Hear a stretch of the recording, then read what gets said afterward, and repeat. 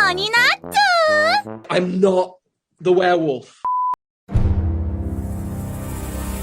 The music in this film is composed by Michael Giacchino. This is his third time composing for a Spider-Man film after the first two home films. His fourth time composing for an MCU film, if you include Doctor Strange. I always really liked the Spider-Man theme. I thought it did a great job balancing Peter's innocence with the grandiosity of being Spider-Man. I'm honestly really glad the music of the MCU has vastly improved during Phase 3 and 4.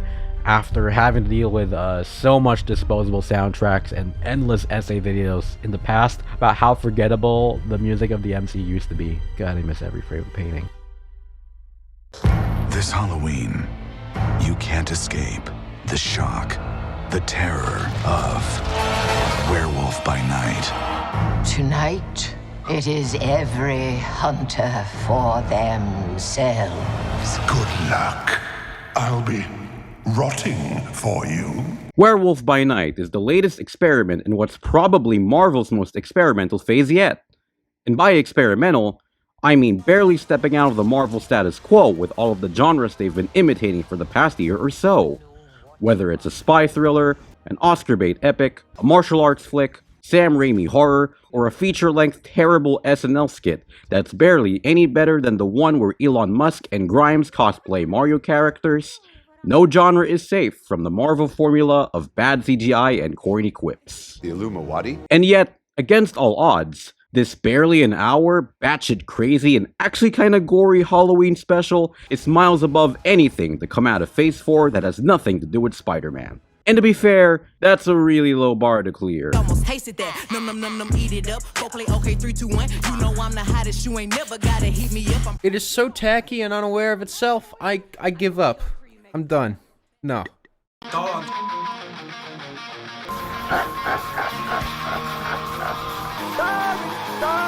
But I gotta take your life.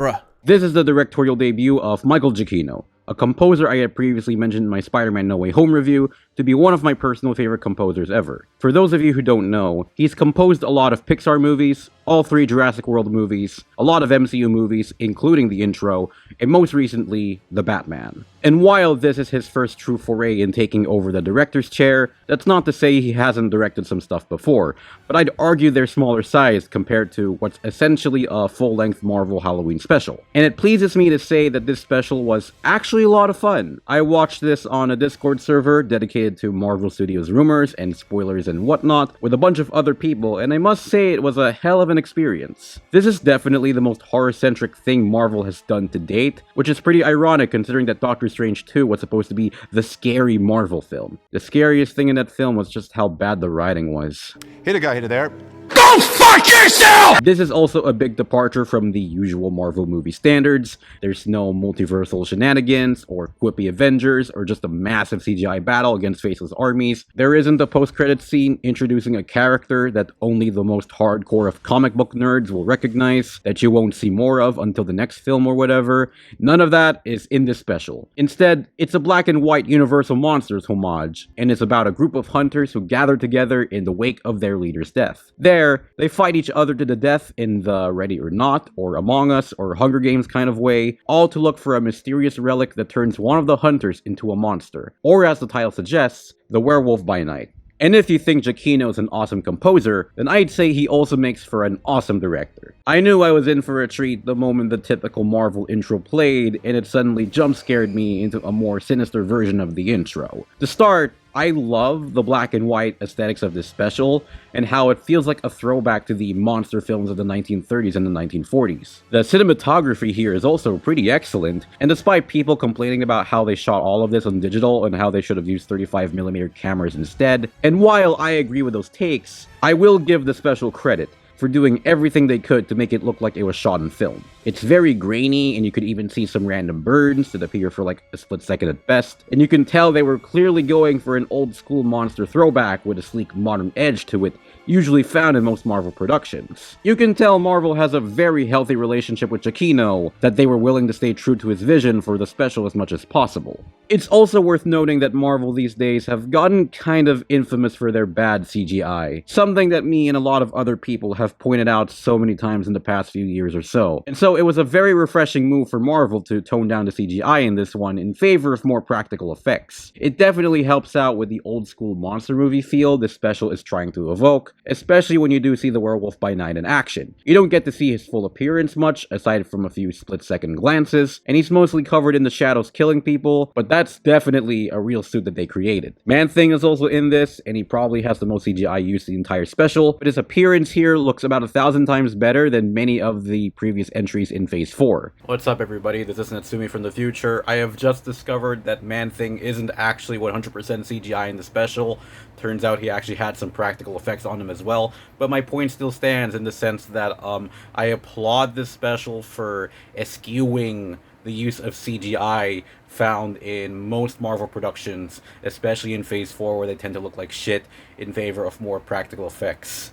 So there you go. They even did a bit of puppeteering for one of the characters, which I thought was a really nice addition. And I really hope you like the practical effects here, because Marvel will probably never do this again. Speaking of killing people, the action choreography when the werewolf kills people was really cool to see. Very reminiscent of Shang-Chi a bit, and there's even a bit of a Daredevilish shot where he just absolutely bludgeons a bunch of people while the camera slowly zooms in on the gore. It was a lot of fun to watch. It's also really gory, at least by Marvel standards. It's no Eli Roth or James Wan, but there's definitely shots of severed limbs, and one that stood out to me where the werewolf bites off somebody's ear. All of which I'm pretty sure Marvel was able to get away with simply because the whole special is in black and white. I'm guessing when you convert this special to color, the blood is actually just ketchup or mustard or whatever. Hey, watch this. Jesus Christ! Oh, my eye! Ta-da! But still, it's really satisfying to see Marvel doing something as insane as this, and let alone put it on Disney+. And it definitely seems like Marvel's starting to steer towards this direction a little bit more, which is definitely a step in the right direction for the MCU. The performances in this special were pretty amazing as well, with Gael Garcia Bernal being a standout. He's playing the main protagonist here and the titular Werewolf by Night, and you can tell he's having a lot more fun with this character than he did with Old, where he felt a lot more wooden and clunky, but you could probably blame Shyamalan's directing and writing of that one more than the acting, because he's definitely a really great actor. And while you're at it, I also recommend watching the Alfonso Cuarón film Y Tu Mama Tambien, starring him and Casa Llenando, I mean Diego Luna. Everyone else, especially Harriet Sansom Harris and the Scottish Hunter, were awesome as well. They were kind of over the top and cartoonish, Death is coming for you, lassie! but also kind of strange and eerie around the same time, basically meaning they nailed the right kind of performances that a special like this was calling for. I really don't have a lot of flaws to pick from this thing, aside from maybe its runtime. The only real complaint I have with Dunkirk is the running time. I have work at 5 in the morning tomorrow. I'm not going to waste it by sitting there, you know. I work in a chemical factory. I'm going to get exposed to some radiation tomorrow morning at like 7:38 p.m. This special is way too cool and entertaining to have a runtime this short. I honestly would have loved it a little more if this special was like probably 20 or 30 minutes longer, because I would absolutely love to see more of this, just as long as they keep doing the character justice. But I digress. The special is short and sweet with its 50-minute runtime, and that's probably all that matters. So yeah, this is easily the best Marvel project of the year by default, simply for being actually fucking interesting. This is basically what would happen if Morbius was good. Whether you're a hardcore MCU fan, a Werewolf by Night fan, or simply a fan of horror and monster movies in general, then this one is definitely a fun watch for the Halloween season. Check this one out if you want. It's currently streaming on Disney+, and I definitely look forward to seeing what Michael Giacchino cooks up next. Blumhouse is currently trying to track down his home address as we speak. We also now have 4 good Phase 4 projects. 4 out of 15, still a pretty low score though. More on that one soon. But until then, this is good. Go watch it. Bye! It's a masterpiece. I'm a genius. It's a masterpiece. I'm masterpiece time. I fucked Ted.